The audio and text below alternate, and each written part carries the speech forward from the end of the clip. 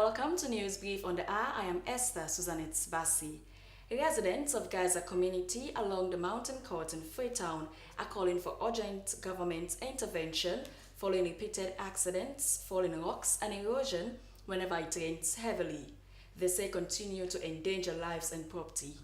The residents said they fear for their lives each day that passes by, stating the hanging rocks on the hill, poor drainage leading to flash floods, as seen as time bombs, especially in slopey location. People here also say are risky for even those using this route. For Idrissa, who is chairman for Bike Riders Union in the area, describes the hill as disaster prone. He claimed several reports are being made to police and other authorities, but nothing is done to address the situation so far.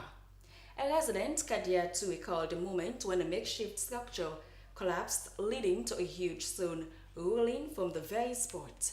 She said if proactive measures are not taken, it may lead to loss of lives and property. Prior to now, a severe incident occurred in the community where about 6 to 8 people reportedly lost their lives. And now persons living with disabilities at Kisi Dockyard in the east end of Freetown have raised concern over what they describe as poor living conditions and the deplorable state of the road network in the community. They said the main road, which is heavily used by companies transporting goods and gas, is in a deplorable condition. According to them, the situation has made movement difficult and unsafe, especially for persons living with disabilities, and has also affected business activities in the area. Members of the United Polio Brothers and Sisters Association said the community continues to face a number of challenges, including poor sanitation, lack of adequate health care, unstable electricity, and limited access to basic social services. Speaking to SLBC, Bumi Cole expressed concerns over what she described as rising health and environmental risks in the area, pointing to nearby industrial activities, including gas-related factories.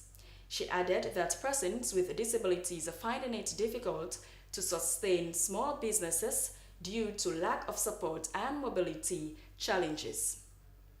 The Secretary General of the association, Saidu Abdullahi Sese, described the situation as serious, citing poor infrastructure, inadequate funding, and damage caused by a past fire incident, which he said has weakened the operations of the center.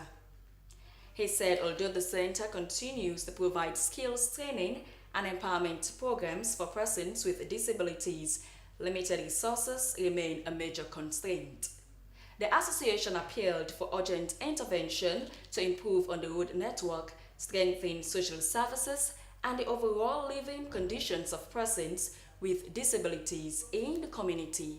And finally, a news brief on the hour, the Minister of Energy, Cyril Arnold Grant, has lauded the Energizing Development Sierra Leone for its achievements to improve access to sustainable energy solutions in Sierra Leone. According to the minister, although the global program has concluded, the government of Germany has agreed to support a new initiative on sustainable use of renewable energy. He was speaking at the high-level closing event held at the Country Lodge Hotel in Freetown as the project concludes after almost a decade of existence. The event was intended to showcase the achievements and impact of the NDEV programs and to celebrate partnerships which has lasted for nearly a decade.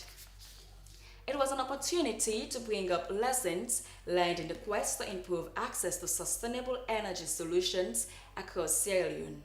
The project's transformational energy use for Sierra Leone Phase 1 uses renewable energies technologies and digitalization for promoting green growth in Sierra Leone and the energizing development through the improving the lives of Sierra Leone through promotion of sustainable access to modern services. This was quite evident in the testimonies of beneficiaries of the project. The Global Program Manager, NDEV, said since 2017, 10.6 million euros was invested to provide access to energy and supported the availability of clean cooking, access, and low-carbon energy future.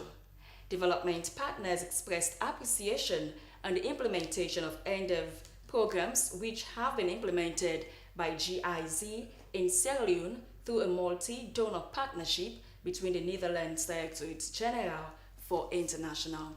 Well, that's all for News Brief on the air from the Sierra Leone Broadcasting Corporation. I am Esther Susanitz Bassi. Thanks for watching. Continue to stay glued to the Public Service Broadcaster.